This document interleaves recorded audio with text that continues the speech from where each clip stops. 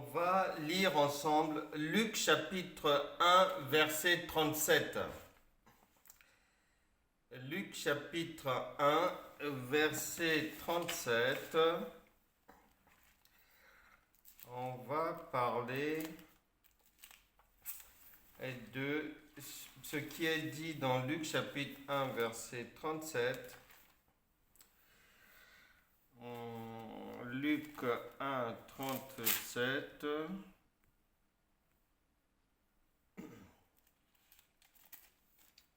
Il est dit,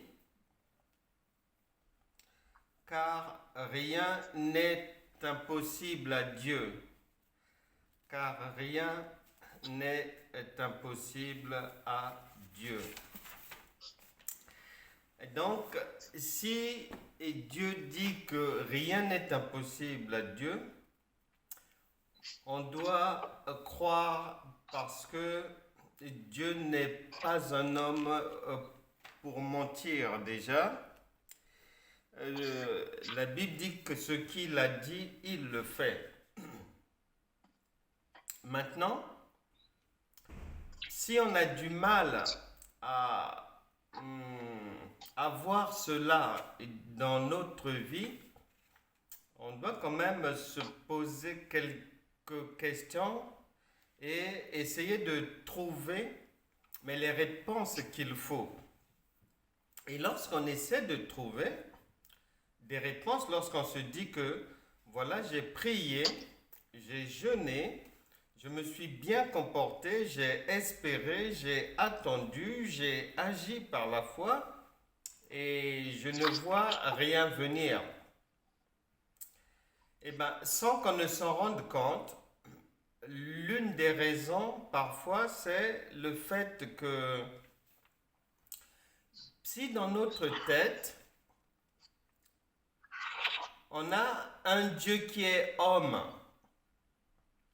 et qu'on a déjà limité Dieu, c'est-à-dire on lui a mis un périmètre là, en se disant que ça, oui, il peut faire, ça, non, ça, oui, ça, non. Hier, je disais à quelqu'un, ce n'est pas parce que tu n'as pas encore vu quelque chose dans ta vie ou se réaliser que cela veut dire que la chose n'existe pas. Et je disais, la planète Terre, elle est vaste. On ne connaît pas tout le monde. On ne va pas partout. Donc, il y a des choses, le Seigneur en parle dans sa parole, obligatoirement, ça existe sur cette terre. On ne connaît pas tous les plats du monde, on ne sait pas tout préparer, on ne connaîtra jamais tout, mais il y a des choses que mes yeux n'ont pas encore vues, mais je sais que si on m'en parle, je ne vais pas douter. Je sais que c'est vrai parce que dans la Bible, on en parle. Et souvent donc le fait que dans mon cerveau, que moi-même je mette des limitations à telle maladie, oui, Dieu peut me guérir de la grippe, oui, Dieu peut me guérir d'un rhume, mais telle maladie non, telle maladie dans notre famille, tout le monde en souffre, là je ne pense pas. Donc, déjà, dès le départ, si on ramène Dieu à la même hauteur que l'homme, en y mettant des limites, on ne pourra pas voir Luc chapitre 1 verset 37 se réaliser dans notre vie. On ne pourra pas. Donc il faut d'abord partir de là, c'est-à-dire remettre Dieu d'abord à sa place, d'abord. Parce que chacun doit être à sa place. Maintenant, si on se trompe de place, c'est pas bon. Dieu dit qu'il n'est pas un homme. Mais si moi, même si ma bouche ne le dit pas, même si je ne l'écris pas, mais si dans ma tête, je lui attribue des choses qu'il peut faire et que ces choses-là sont les mêmes choses qu'un homme peut faire, eh bien, je suis déjà à côté de la plaque. J'aurais du mal à voir cette parole se réaliser dans ma vie. J'aurais vraiment du mal. Donc, on doit d'abord bien remettre Dieu à sa place. C'est un Dieu tout-puissant. C'est le créateur de toutes choses. Il ne ment jamais. Il est capable de tout. Que ce soit jour et nuit, il peut tout faire. C'est un Dieu qui nous a aimés le premier. Sa motivation vis-à-vis de nous, c'est l'amour. Un amour sans limite, un amour éternel. Et il vient toujours dans ma vie pour me faire du bien. Ce n'est pas pour que ma vie reste la même. Ce n'est pas pour que ma vie puisse reculer, non. Donc on doit d'abord avoir à l'esprit une bonne idée de Dieu. Une femme, elle était allée à une conférence évangélique dans un pays et elle avait un problème sérieux. Mariée depuis plusieurs années, mais n'arrivant pas à concevoir, à mettre au monde. Et donc, durant cette conférence, elle s'est dit, bon, à la fin de la conférence, je vais aller voir l'homme de Dieu pour lui poser mon problème et puis qu'il puisse prier pour moi. Sauf que, à la fin de la conférence, il y avait, c'est-à-dire les organisateurs. La femme n'était pas seule à vouloir voir l'homme de Dieu et donc ils ont, à un moment donné, arrêté les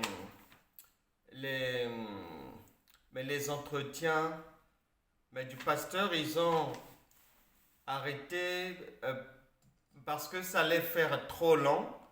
Donc les premières personnes qu'il avait déjà entretenues, les organisateurs trouvaient que c'était suffisant et qu'il ne fallait pas que ça tire en longueur jusqu'au bout de la soirée.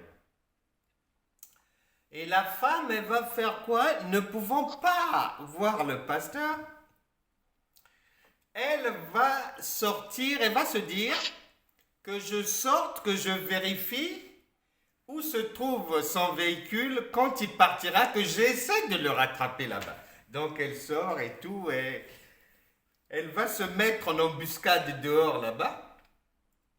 Mais sauf que malheureusement pour elle, quand il sort, les organisateurs, au lieu de le laisser marcher jusqu'à la voiture, ils ont maintenant rapproché la voiture jusqu'à la porte pour éviter que les gens l'embêtent. Donc, elle ne pouvait plus rien faire.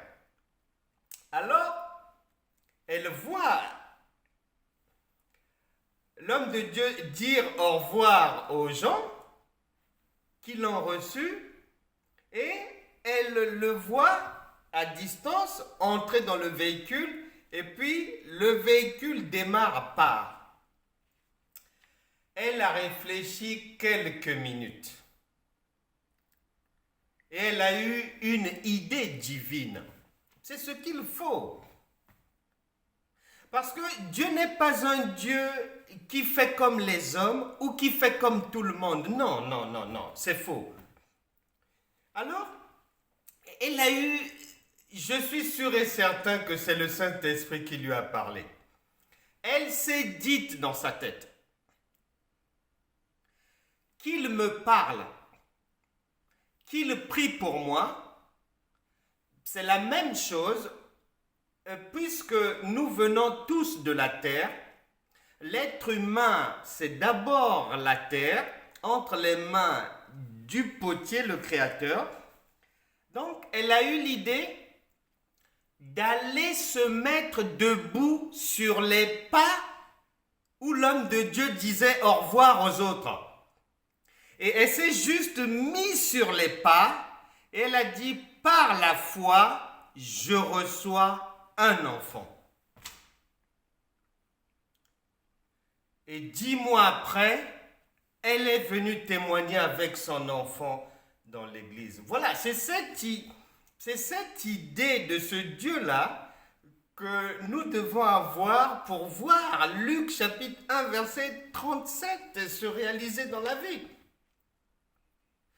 Parce que c'est un Dieu qui il n'est pas un homme, il est imprévisible et il a une puissance, une capacité au-delà de ce que je peux imaginer. Éphésiens chapitre 3 verset 20, il est celui qui fait toujours au-delà de ce que l'homme a pu prévoir. Et cette femme a eu son enfant comme ça, en ne limitant pas Dieu, en accordant à Dieu une place mais qu'un homme n'a pas. Un Dieu de l'impossibilité. Et autre chose qui nous fait défaut des fois, pour voir Luc 1,37 se réaliser dans nos vies, c'est que nous prions souvent. Déjà, il faut avoir une bonne image de Dieu, de qui il est, de qu'est-ce qu'il peut faire, comment il peut le faire. Ensuite, nous avons souvent un Dieu, c'est pas voulu, on le fait involontairement, mais on a souvent un Dieu qui est éloigné de nous, qui est à l'extérieur de nous. Or, 2 Corinthiens chapitre 5 verset 17 dit, si quelqu'un est en Christ, c'est-à-dire s'il a Christ avec lui. Jean chapitre 15 verset 7 dit, si mes paroles demeurent en vous. Et on sait tous que devenir enfant de Dieu veut dire l'accepter et comme notre Seigneur et Sauveur et qu'il vienne vivre au-dedans de nous. Mais cette présence au-dedans de nous, elle est réelle. Et ce qui fait que si je suis convaincu qu'il vit là avec moi, eh bien, je dois faire attention à ne plus faire ou dire des choses qui vont être le contraire. Nous l'avons souvent fait dans les années passées, avant de faire quelque chose, que ce soit à l'église, que ce soit dans des groupes de prière et tout, on commençait par dire, on va prier pour faire venir le Saint-Esprit, qu'il descende, qu'il vienne. Mais c'est plus tard. On s'est rendu compte, mais finalement, il va descendre d'où puisqu'il est déjà là. S'il est déjà là, on ne peut plus ni le faire descendre de quelque part, ni le faire venir de quelque part. Donc, il y a cette prise de conscience que l'on doit vraiment sauvegarder, garder qu'il est là, que je le ressente, que je vois, que je ne vois pas, que j'entende, que je n'entende pas. Matthieu chapitre 28 verset 20, je suis avec vous tous les jours jusqu'à la fin du monde. Donc parfois, le fait qu'on dise et qu'on fasse des choses qui, sans que je ne m'en rende compte, prouve que mon Dieu n'est pas là avec moi là. Il ne vit pas là. Il n'est même pas là où je me déplace. Il n'est même pas là où je me trouve. Donc parfois, ce mauvais placement de Dieu va coincer, va faire en sorte que ma vie dans le Seigneur, même si je suis gentil, même si j'ai de la bonne volonté, mais ça va coincer. Et on doit faire attention à cela. Et troisièmement, il n'est pas dit que pour que la main divine soit agissante, il n'est pas dit que quand je fais quelque chose, il faut que ça marche automatiquement. Parce que on a pris l'habitude de croire que si je fais et que ça ne marche pas, soit c'est le diable qui me combat, soit ce sont les ennemis. Donc, au fond, non. Non. Des fois, Dieu va ne pas permettre que la chose fonctionne, tout simplement en attendant quelque chose. Quelqu'un veut être embauché quelque part. L'entretien d'embauche, bien qu'il se soit bien passé, mais on dit non. Parfois, la personne ne sait pas pourquoi Dieu a permis qu'il y ait le non. Parfois, Dieu sait que le chef qui est là est tellement compliqué, est tellement emmerdant, que tu ne pourras pas supporter, tu vas abandonner ce travail rapidement. Parce qu'il y a des gens qui sont méprisants, il y a des gens qui ne respectent pas les autres et il y a des gens qui sont difficiles à vivre.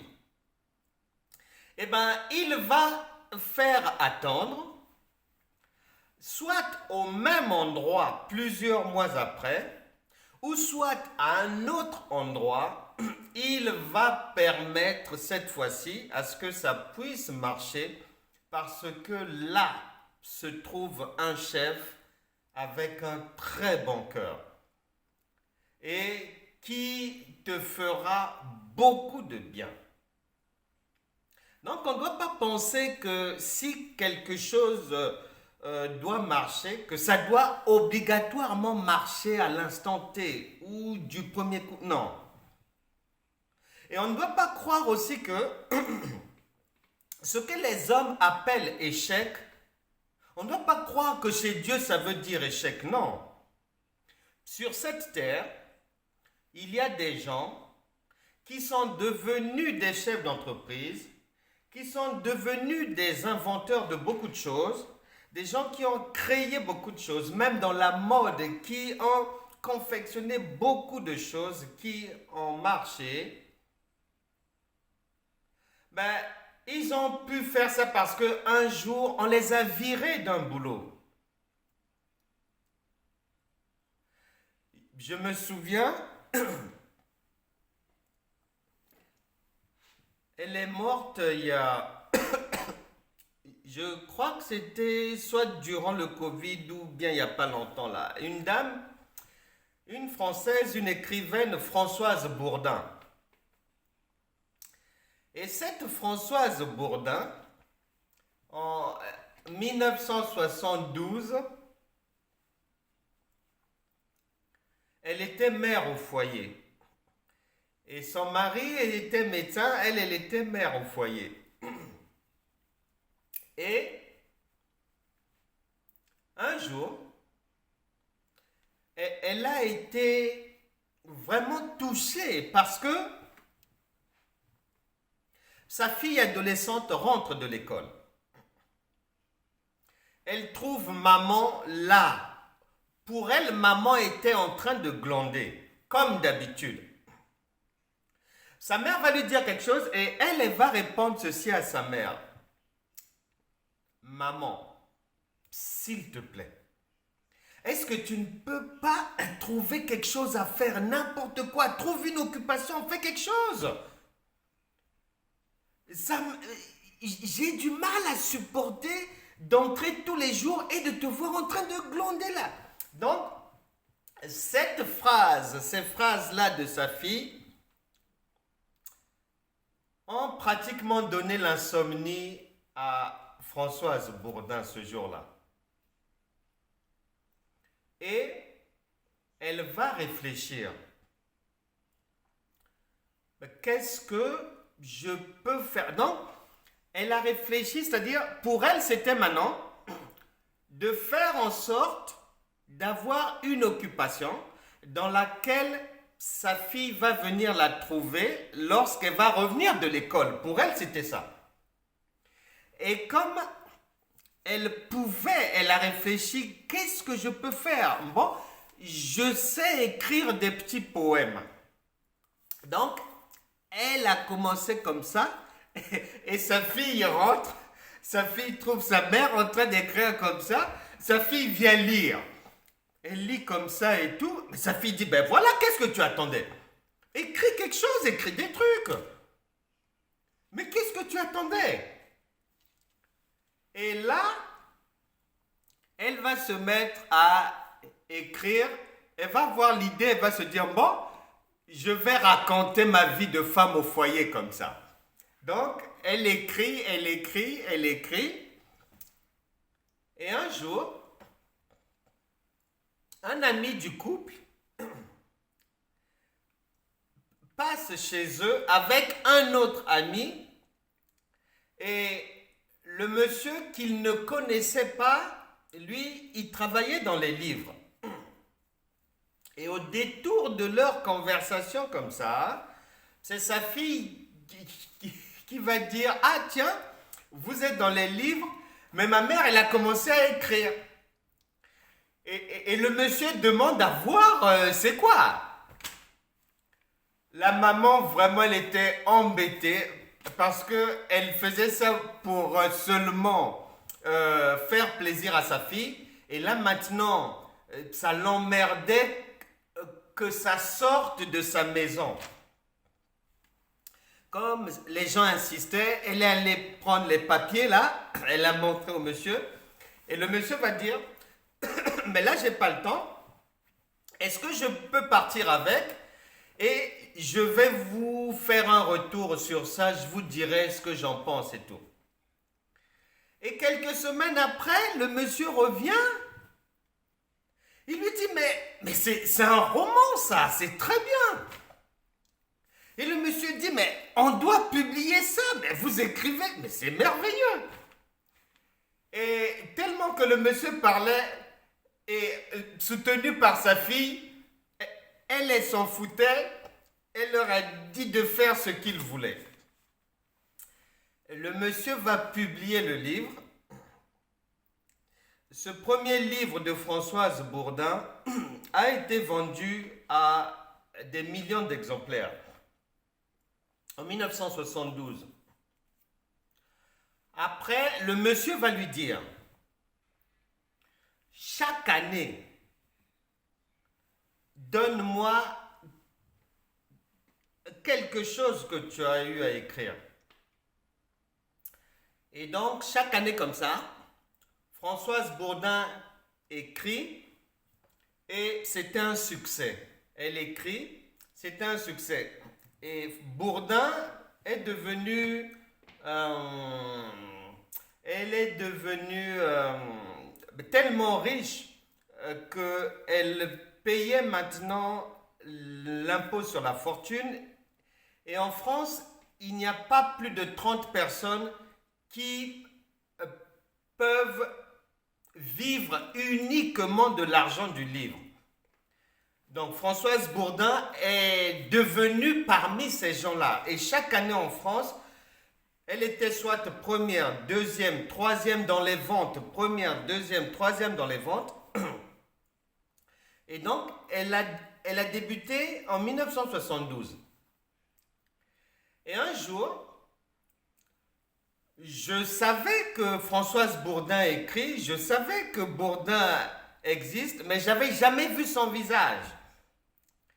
Et un jour, c'était en 2013-14 par là, je vois comme ça, je voulais suivre à la télé l'émission de Laurent Ruquier, mais le soir, et là, paf, il pose une question à Françoise Bourdin. Et là, ça m'intéresse, c'est ma première fois de la voir à la télé et tout, et j'écoute. L'impossibilité de Dieu est extraordinaire. Ce jour-là, elle disait que elle a fait cette carrière dans le livre, elle vend autant de livres chaque année, elle est ce qu'elle est, mais elle n'a jamais fait de publicité. Et ce jour-là, c'était sa première fois de passer à la télé. Et même Ruquier était étonné. Elle a dit, c'est ma première fois, je n'ai pas l'habitude de tout ça là. Il dit, mais quoi? Donc, vos livres, quand ils sortent, vous ne faites pas une campagne de promotion? Elle a dit, non, non, non, non, non, non, non, j'ai jamais fait ça. Je vais dans des salons faire des dédicaces, des trucs comme ça, mais je n'ai jamais pensé à... Non, non. Donc, bref, Dieu a une manière de faire qui nous dépasse. Et donc, dans notre manière de vivre avec lui, on doit laisser cette porte-là bien ouverte, qu'il est capable de tout et on ne doit pas le limiter. Il y a autre chose encore qui peut nous empêcher de vivre les merveilles de Dieu, c'est que on peut être pris dans l'erreur suivante. On a tendance à vouloir... Une maman a des problèmes parce qu'un enfant se comporte mal et l'autre n'est pas marié. La maman prie pour les enfants. Elle jeûne pour les enfants. Un enfant n'a pas de travail. Elle prie, elle jeûne. En fait, souvent l'erreur, c'est quoi? C'est de penser que c'est parce que je vais prier là, c'est parce que je vais jeûner là, que devant moi, mon fils va trouver du travail, du fait de mes prières, ma fille va se marier, parce que je jeûne, je prie pour... Donc, on veut voir le résultat de nos prières, de nos jeûnes, de nos supplications à Dieu. Ça ne se passera jamais comme ça, parce que le Seigneur a dit ceci, Ecclésiaste, chapitre 11, et au verset 5, il a dit, « Comme tu ne sais pas quel est le chemin du vent, ni comment se forment les os dans le ventre de la femme enceinte, virgule, tu ne connais pas non plus l'œuvre de Dieu qui fait tout. » Ce n'est pas possible. Il est dit que lorsque la main divine travaille, l'œil humain ne peut pas voir. Donc, je ne dois pas m'attendre, il y a une situation là, je ne dois pas, c'est-à-dire m'attendre que, comme je prie là, Dieu va faire. Non, je ne peux pas prendre Dieu par le col et le forcer à venir. Non, non.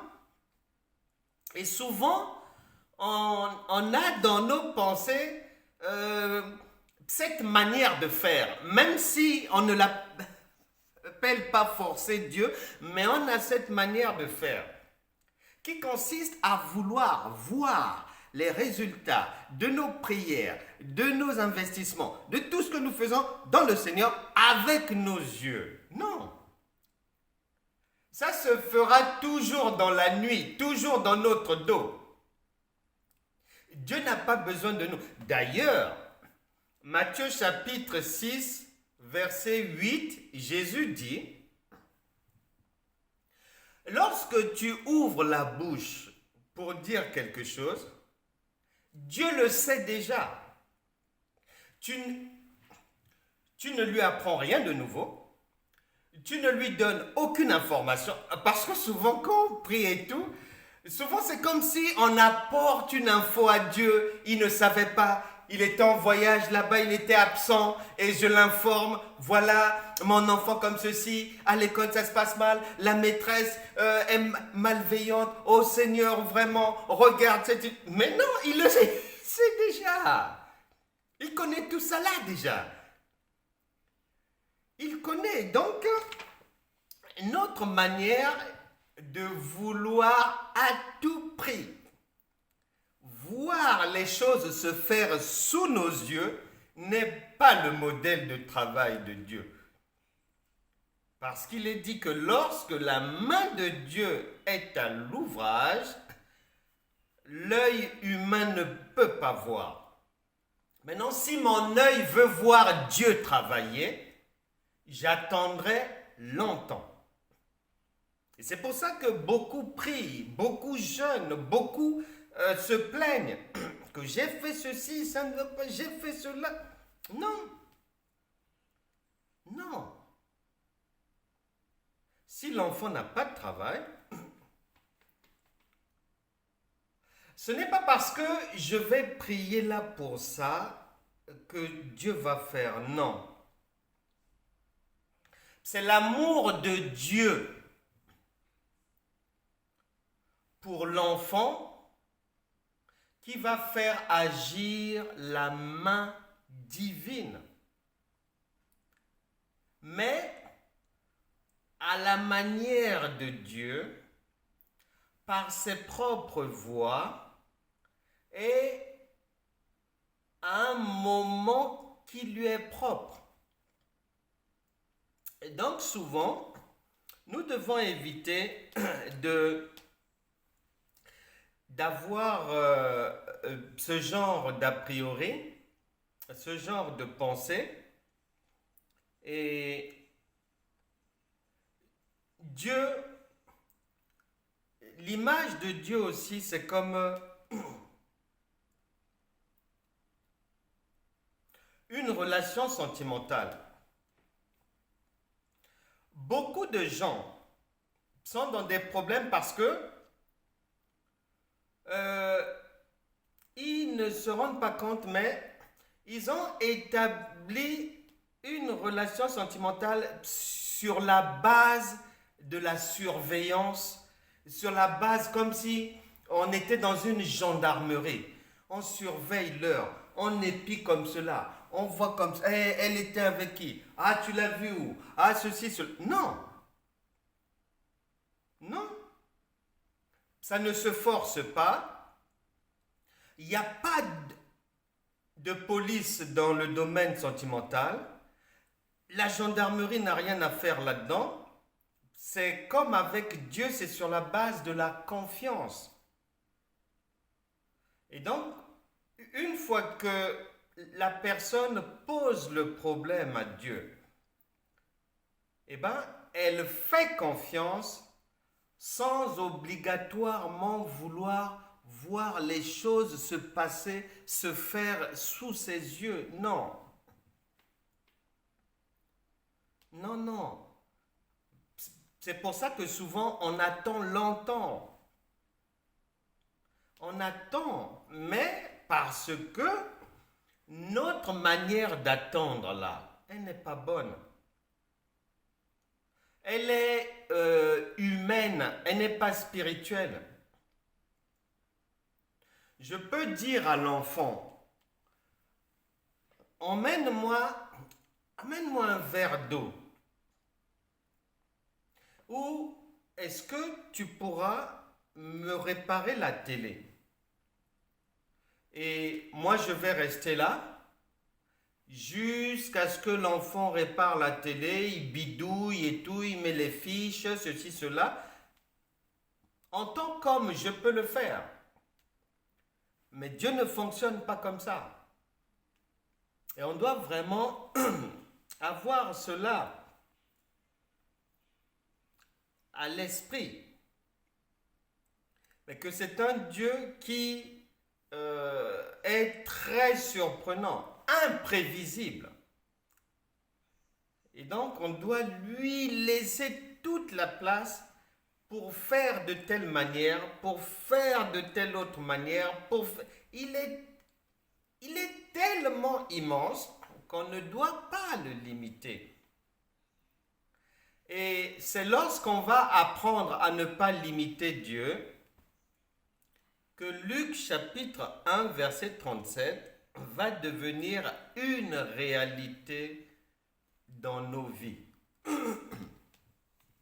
Une dame, elle aussi, elle n'arrivait pas à concevoir et elle est allée, elle voulait me rencontrer la femme du pasteur pour que la femme du pasteur prie pour elle afin qu'elle puisse avoir un enfant.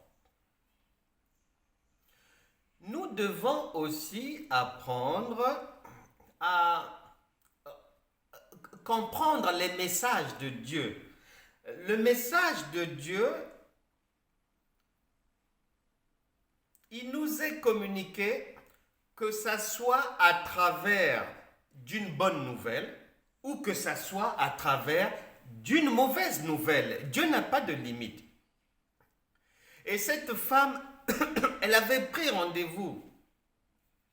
Elle va au bureau de la femme du pasteur. Et comme elle n'est pas la seule à être reçue, donc elle est assise dans la salle d'attente. Elle attend son tour. Mais ça dure. Ça prend du temps. Et elle, après là, elle avait rendez-vous avec son mari. Et l'heure approche. La femme de Dieu reçoit toujours les gens. Son tour n'arrive pas.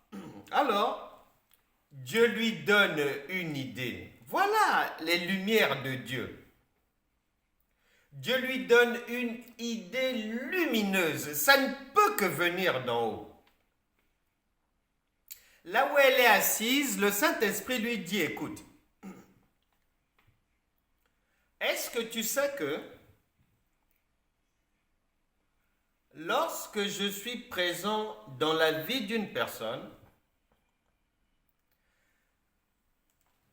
est-ce que tu sais que cette présence-là, c'est sur et la personne et tout ce qui appartient à la personne. Donc, elle reçoit la pensée divine comme ça.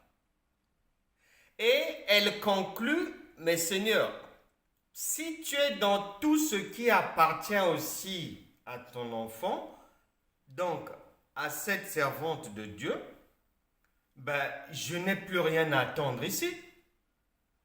Que je trouve seulement quelque chose qui lui appartienne et le problème est réglé. Donc, devant les gens dans la salle d'attente, elle se lève, elle s'allonge sur le tapis, elle fait un tour en disant « Ce que je suis venu chercher, je le prends par la foi. » Sur le tapis. Elle se lève, elle prend son sac, elle va au rendez-vous avec son mari. Et c'est l'année d'après, elle vient témoigner dans cette église-là, portant son bébé dans les bras. La femme pasteur elle-même, elle va elle aussi témoigner que merci Seigneur, ça fait beaucoup d'années que je prêche l'évangile, je ne savais pas que Dieu est dans l'être humain et tout ce qu'il a, je l'ignorais. Je ne savais même pas que mon tapis là pouvait résoudre le problème de quelqu'un. Donc voilà, c'est ce Dieu-là, sans limite, incroyable. C'est avec lui que nous devons marcher, en apprenant à marcher avec lui pour que sa présence en nous ne soit gênée par rien, ni dans nos pensées, ni dans notre manière de faire, ne soit aucune limite, rien. Et c'est à partir de là que Luc chapitre 1, verset 37 deviendra vraiment une réalité dans la vie de tout un chacun, parce que Dieu n'est pas un homme pour mentir, il fait des prodiges, des merveilles, beaucoup de choses au quotidien. Et lui-même, il a dit que c'est nous-mêmes qui, freinant son bras, freinant sa main, par nos pensées, par les limitations, par on n'ose pas, par que dira-t-on. Mais si cette femme-là s'était dite, mais qu'est-ce qu'on va dire de moi ici si je m'allonge sur le tapis, dans cette salle avec du monde? Donc parfois, le regard des autres, le regard de la société, ce que les gens ont l'habitude de dire et de penser, sont aussi des freins pour notre foi. Or, Dieu ne veut pas que notre foi soit entravée par ces choses-là. Mais nous rendons grâce à Dieu que s'il met sur nos cœurs sa parole de cette manière-là, c'est qu'il a prévu faire du bien à chacun et nous verrons de belles choses s'accomplir dans les vies de tout un chacun. Nous allons prier. Seigneur, merci pour ta parole. Saint-Esprit, tu n'es pas un homme pour mentir. Ta volonté est toujours de nous faire du bien. Seigneur, tu es celui qui efface totalement nos iniquités. C'est pour cela que nous te demandons pardon pour tous nos péchés. C'est pour cela que nous te demandons pardon parce que peut-être on t'avait inconsciemment méprisé, on t'avait rabaissé, t'avait réduit à un statut d'homme. Et ce que tu n'es pas, pardonne-nous pour cela, Seigneur. Aie pitié de nous. Seigneur, viens définitivement habiter dans nos cœurs pour nous faire du bien. Et nous croyons que toute maladie dans le corps d'une personne ici quitte la personne au nom puissant de Jésus. Que toute situation qui a duré parce que on a voulu voir Dieu à l'œuvre avec nos yeux et toucher le résultat pendant sa fabrication avec nos doigts, toutes ces situations disparaissent aujourd'hui de la vie de tout un chacun. Saint-Esprit, fais du bien aux familles, fais du bien aux travailleurs, fais du bien aux enfants. Que tout esprit de la persécution qui agresse une personne ici, nous te chassons maintenant au nom puissant de Jésus. Que les pensées divines, les lumières de Dieu soient le partage désormais de tout un chacun au nom de Jésus. Amen. Amen, amen, amen, amen. Amen. Merci Seigneur.